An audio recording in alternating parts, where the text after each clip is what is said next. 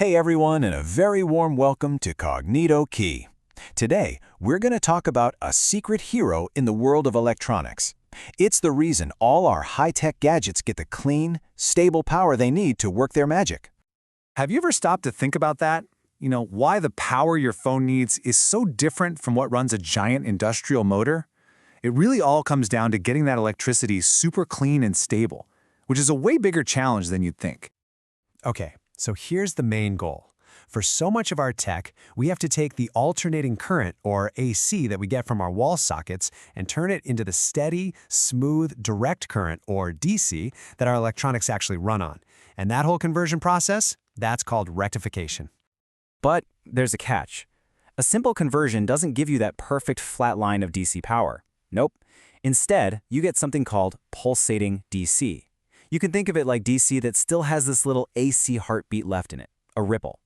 And trust me, these ripples are bad news. They can mess with performance and even damage your devices. Now, to really understand how messy this is, engineers use something called a ripple factor. And for the usual single-phase rectifiers, that factor can be as high as 1.21. Whoa. Even with some fancy tricks, getting it down to around 0.48, well, that's still pretty far from clean. This isn't just a tiny flaw, it's a major problem that needs a real solution.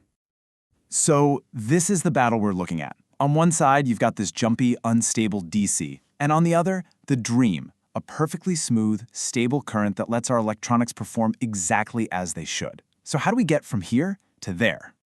Well, the solution comes from thinking about the problem in a totally different way. So let's introduce the hero of our story, the three-phase rectifier. This is where things get really, really clever. So what is it exactly? Well, at its core, a three-phase rectifier uses a transformer that has three phases instead of just one.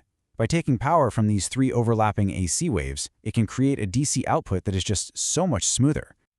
Now, I want you to just look at this number, 0.17. Just let that sink in for a moment. That is the ripple factor for a three-phase rectifier. Do you remember what the best single-phase system got? Nearly 0.5. We just slashed that ripple by almost 2/3. This isn't just a little better, it's a total game changer in power quality. So, how does it pull this off? Well, there are a couple of key reasons. First, because you have those three phases overlapping, the output voltage never ever drops all the way to zero. There's always power flowing. And second, the ripple's frequency is 3 times higher, which makes the ripple itself much smaller and way easier to filter out. Now, this isn't just one single device. It's more like a whole family of solutions. So let's take a quick look at the main types of three-phase rectifiers you'll find out there.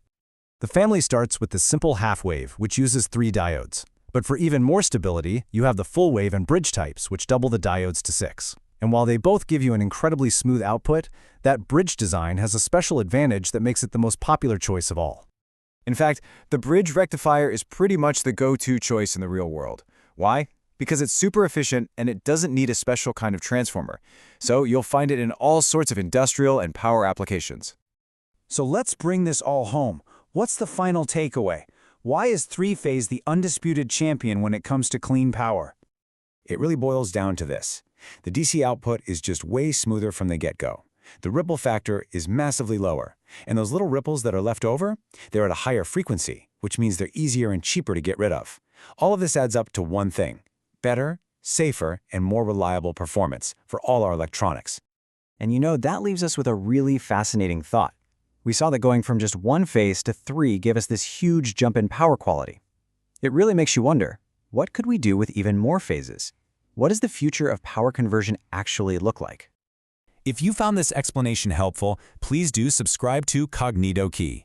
And don't forget to like and share this with someone else who's curious about how our world really works. Thank you so much for joining us.